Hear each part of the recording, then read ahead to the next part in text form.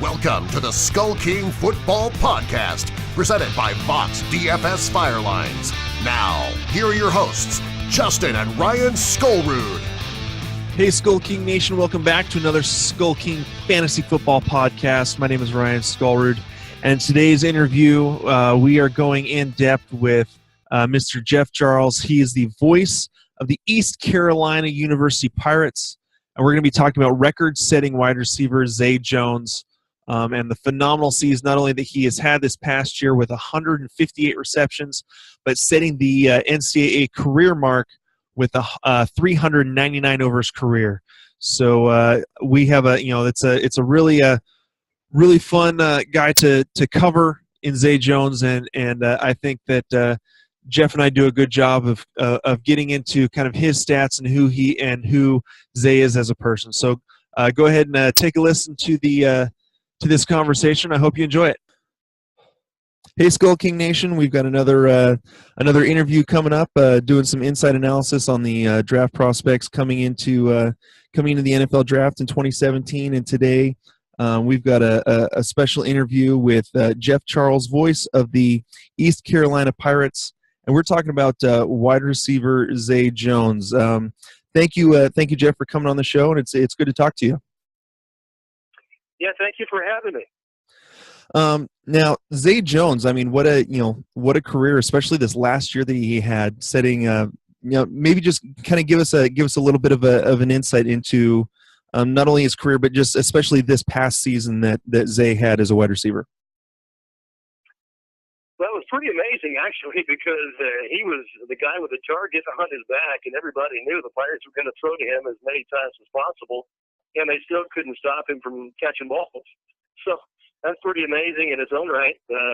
He would go game to game, and the opponents would scout him, obviously, and they would set their defense to try and contain him, and most of the time they weren't able to do that.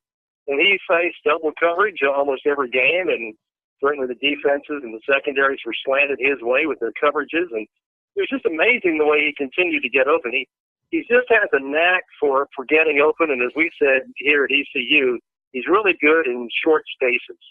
You wouldn't think there was a whole lot of room for him to operate. He kind of finds a way to slither into an open spot in the field and make catches, and that's what he did all season long.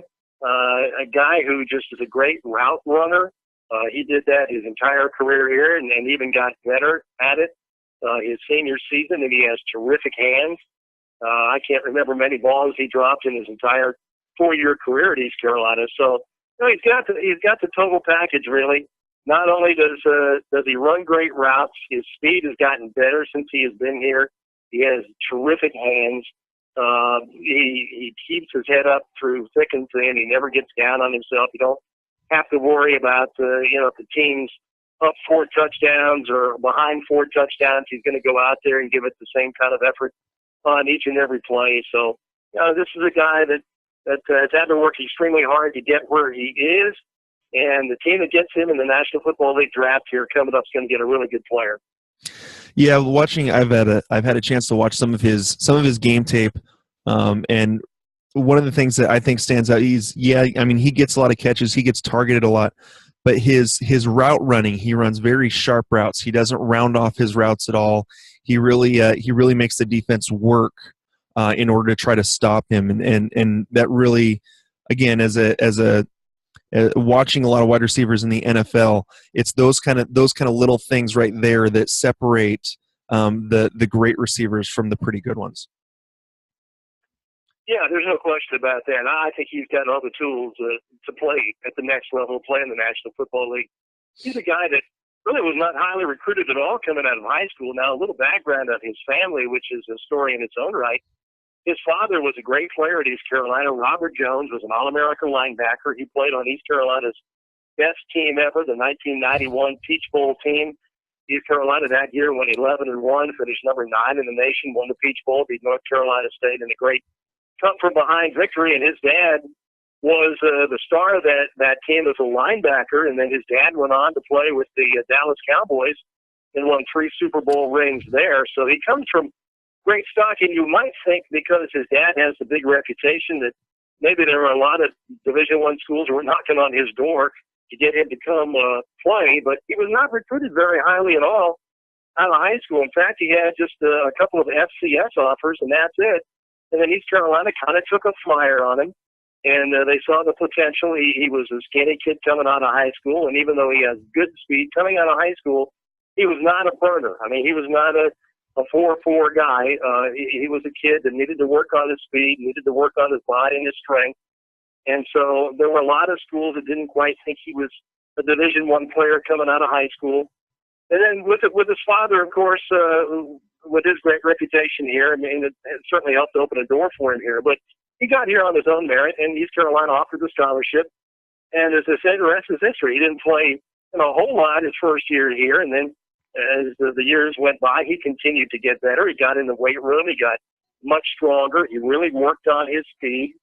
And he's a guy now who will run just a shade under 4.5. He'll probably be somewhere in the high 4.4s most of the time that he's tested.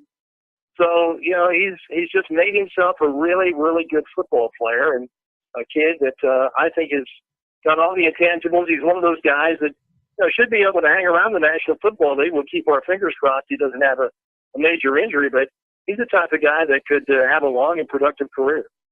Yeah, talking about just a couple things. Talking about his speed, he actually at the combine, I want to say they actually got him at a 4.45. So you talk about how he worked on his speed, and that right there is phenomenal top end speed for a wide receiver. And there's no doubt about that, and he's come a long way. He really has, and I think there were folks that didn't know if he'd ever break 4.5, but as you just mentioned, and the other times I've seen here recently, he continues now to break 4.5 on a consistent basis. And then another thing, you talked about his productivity.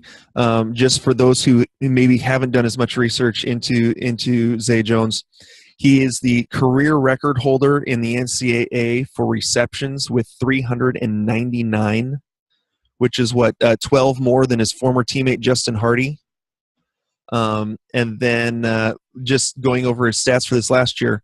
For 2016, 158 receptions. I mean, you talk about being targeted heavy and often. 1,746 yards, 8 touchdowns. Now, his average at about 11 yards over the last few years per reception. It seems to me like he runs, a lot of his routes are those kind of quick slants, mid-range routes that just make a lot of screens and trying to find holes in like his own defense.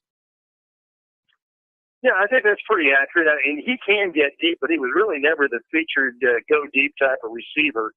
When he was at East Carolina, the Pirates had a couple of other guys in that role the last couple of years, and even though he can get deep, but he was more of an intermediate route runner, as you mentioned, and he really excelled at that. So that's his strength. I think at the next level, that's probably what they'll try and get him to do as well. He's good at making the first tackler miss too. Oftentimes, he'll make that grab and the first guy will miss, and he'll do very good with the yards after the catch. So that's another big part of his game that has come a long way.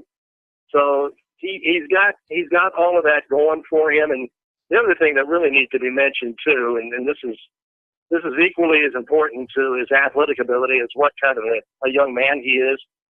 I've been here 29 years, and he is right at the very top as far as the classiest and best kids that's ever come through this program. And his parents have done a great job in raising him. Robert, who I mentioned, played football here at ECU, and his mother, Manisha. They've just done a tremendous job in raising him, and he is the most polite, considerate, classy young man that has ever come through here. And he's mature beyond his years. When you talk to him, you think you're talking to a guy 30 years old, and he's extremely well-spoken. He's just a total package, and I'm sure when he sits down with NFL people, with general managers and scouts, and they sit him down in a room, and they talk with him and do the John Gruden type interview with him, I'm sure they come away very impressed, because he's a kid that's really at a different level with all of those things I mentioned than most college kids coming out of school. So I can't say any negatives about him. I mean, he's just done a great job since he's been here, he's been involved in community service. He's done a great job in the classroom. He's graduated on time. Everything he's done athletically here speaks for itself. You gave the numbers, and he's just a kid that it's just been everything that you wanted a student athlete, and he's made East Carolina proud. That's for sure. Yeah, I mean, you talk about his personality off the field. I think that's something that, especially nowadays, with how many players you hear about getting in trouble off the field, that's a distraction that teams don't necessarily want. And I think that his upbringing and his maturity off the field, I think only bodes well for teams that, if it was between him and maybe another guy that maybe has some questionable background in terms of his off the field activities, I think it is only going to push Zay up even farther on people's draft boards. Well, I don't think there's any doubt about that. You don't have those questions about character, integrity, any issues like that with him at all. And you're just going to get a solid citizen and a guy who will represent a National Football League team in the very best way in the community and with his teammates. He's a great teammate, a leader, a guy that everybody else in the locker room looks up to. So, he's got all that going for him, and he's got a strong family background, as I mentioned. He's an outstanding player. So somebody's going to get a good player in the National Football League draft. There's no doubt about that. Yeah. Now, getting back to his on the field stuff for just a couple more things. We talked about his hard work ethic and working on his speed in order to build that up. Another thing that I see in a lot of his, you talked about him making the first man miss, but even when he doesn't, or if he gets that first man, hits and he's got another guy right on him, he fights through tackles for those extra yards. It's very rarely I saw him get hit and knocked backwards. He does a good job of leaning his body forward to get that extra yard or extra 2 yards every time he's got the ball. Yeah, he does. He does. I saw him do that throughout his entire career. And that's because he's gotten stronger. He's gotten stronger in both his lower body and also his upper body, and he's put in a lot of time and effort in the weight room. He's been a tireless worker in the weight room. He's built his body up. He's put on weight since he's been here. It's solid muscle. Body-wise, he doesn't even resemble the same kid that came in here out of high school. As I mentioned, he was a skinny high school kid coming in here like a lot of them are who play that position, and now he's a man. He's gone through a very rigorous weight training program at East Carolina. East Carolina has been known for having a very good weight program and strength and conditioning program for years, and he's been the beneficiary of that. And his dad went through it here, and now here we are, another generation, and he's gone through it and has really paid dividends for him out on the field. So he's gotten a lot bigger, a lot stronger, and that enables him to pick up those extra couple of yards. Last thing, one of the in trying to do some comparisons as we've done a lot of these interviews, one of the comparisons that comes to my mind when I watch Zay's game tape and a lot of the routes that he runs, he reminds me a lot of like a Jarvis Landry out of Miami who played at LSU and running a lot of those intermediate routes, catching a lot of those, finding those holes in zones. Jarvis Landry is, actually a lot slower. He ran a 4.77 or something at the combine, but, he's never been known as being that burner. He's more that possession guy, getting open, making those highlight catches when needed, getting the one-handed catch, finding a way to get open. His yards per catch have never been great, right around that, 8, 9, 10 yards. And Zay's game reminds me a lot of a Jarvis Landry. Yeah, I think that's a good comparison, but I think you're right too. I think he has a little bit more speed, and I think that he'll have a chance, as I mentioned, to play in the National Football League and be that type of possession type intermediate receiver and do a job for a team in that role. And I think that again that is a good comparison, but I really think that Zay has a chance to perhaps be an even better receiver. And this guy, as you mentioned, has had a really good career, but I think Zay has a chance to certainly fill that role and even be a better receiver. All right. Again, this is our conversation with Jeff Charles, the voice of the East Carolina Pirates, about Zay Jones. Jeff, I want to thank you for giving us a little bit of your time to talk about Zay and the career that he's had, and kind of how you see his abilities going into the National Football League. Maybe next year if there's a couple more East Carolina Pirates, that are seniors getting ready for the draft, maybe we can do this again next year. That would be great. Always love to talk Pirate football, so give me a call. All right, not a problem. Thank you so much. You're welcome. All right. Hey, Skull King Nation, thank you for listening to the Skull King Football Podcast. Did you like this episode? If so, be sure to go to iTunes, Stitcher, Google Play, and YouTube to subscribe.